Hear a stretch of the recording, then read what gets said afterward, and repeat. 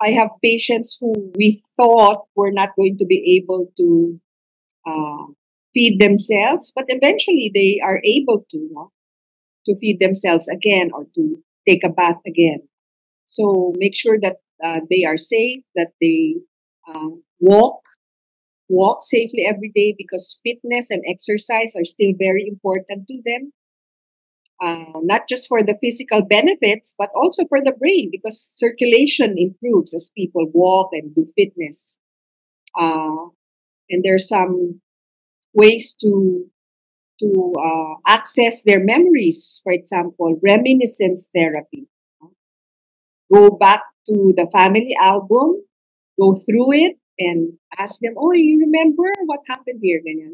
Not to test them, but to just remember, "Oh, this was your birthday. Look how happy you were." Full episode out now.